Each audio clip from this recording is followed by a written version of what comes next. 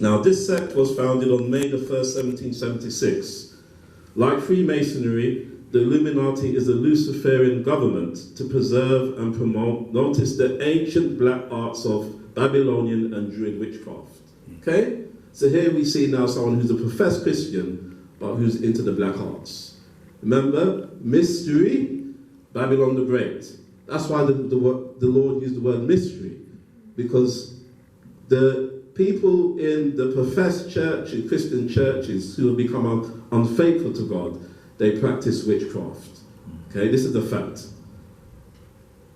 Now, the plan that Adam Weishaupt had for his world revolution was to abolition of all ordered governments, abolition of private property, abolition of all inheritance, abolition of patriotism, abolition of all religion, abolition of the family, and the creation of the world government. Now, haven't we seen these things come to pass in our lifetime? Yes.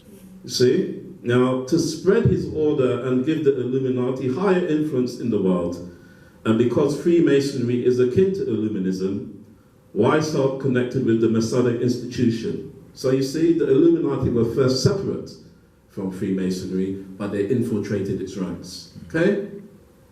Now, Weishaupt connected with the, he was initiated in 1777 into Freemasonry in a lodge at Munich.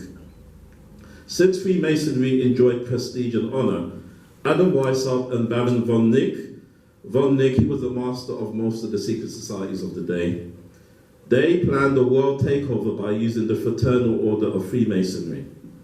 Their plan was to penetrate into the high levels of the order, then take control in directing the affairs of the nations into an eventual one world government.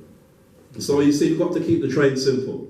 This was a Jesuit priest that took on the black arts, that planned to infiltrate Freemasonry, and then through Freemasonry to then infiltrate the world governments. Okay? This is all documented, and this is fact. Right? Remember, Jesus said, Babylon, mother of harlots, you see? So can we see now how the Bible is eternal truth? Jesus has told us what's going to happen. And this is what has practically happened. Now, as we carry on, the ideas Lenin developed, they were directly from Karl Marx's Communist Manifesto. And the ideas founded in the Communist Manifesto, they were directly from the writings of Dr. Adam Weishaupt. Okay? So, to understand world history, you've got to understand the history of Europe, my brothers and sisters. The history of the governments of Europe and how they've come into existence and have been infiltrated. See? Now, we read again from the same book. Weishaupt's disciples infiltrated into the high levels of the governments in Germany, France, England, Belgium, Holland, Denmark, Sweden, Poland, Hungary, and England. Okay? So, from back in the 18th century, they started to infiltrate into the governments. And by the way, did you know that the Labour Party is a communist party, and that it's originated from the Fabian Society?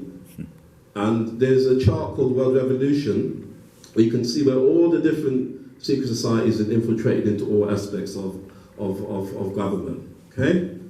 So these are all documented facts. Right? This is no supposo, this is no conspiracy theory, this is conspiracy facts. Now, these quotes initially came from the Illuminati 666, page 173, 177, 178, 186, and 193. Now, Satan's whole purpose in inventing the Communist Manifesto through his agents was to influence the governments of the world, to teach them satanic principles and to influence them to reject the truth of God. Now go back to Revelation 17.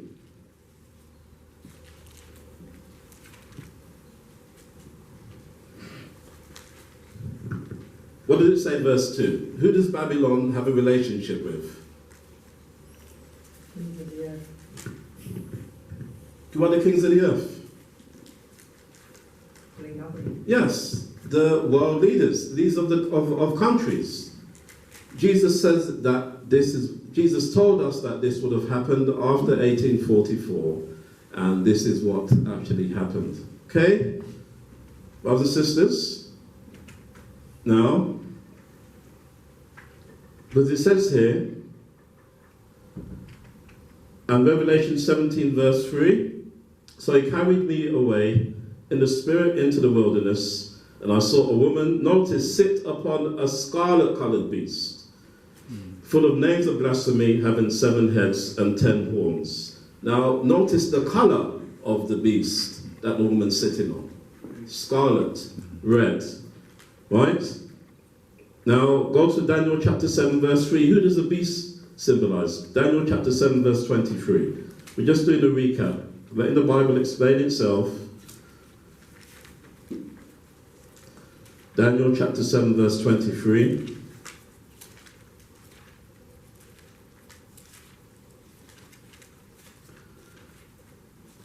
And it says here, thus he said, this is when Daniel had saw the vision of the 4 beasts. What did the angel Gabriel say to him? The 4th beast shall be the 4th kingdom, see, upon the earth, which shall be diverse from all kingdoms, and shall devour the whole earth, and shall tread it down and break it in pieces. So a beast in Bible prophecy is symbolic of a kingdom. So you see, the woman sits upon a scarlet-coloured beast. The woman, symbolic of the Roman Catholic Church, sits upon a beast. The beast being a kingdom, this means the state. Okay? So Jesus has showed us that the Catholic Church controls the state, controls governments. Brothers and sisters, and we read how Adam Weishaupt, the Catholic priest, planned to infiltrate world governments to control them. Okay? Now we've just touched the surface.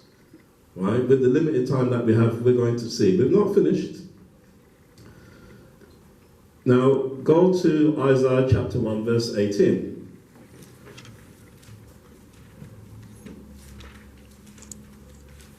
Jesus explains why he uses the color red.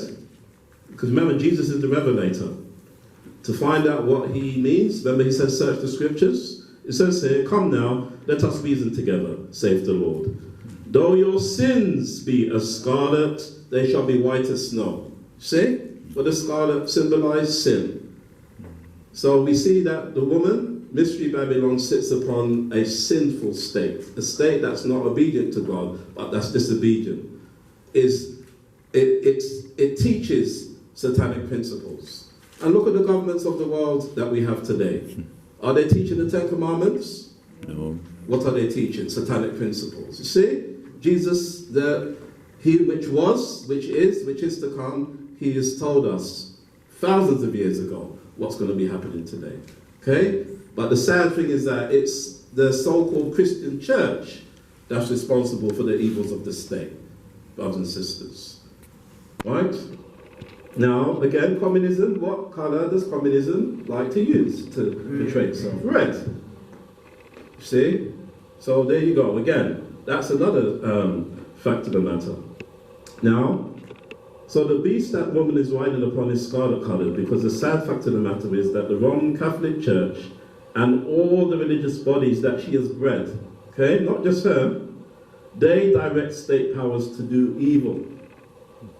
Communism, as we've just studied, is one of the evil powers that the Roman Catholic Church has bred.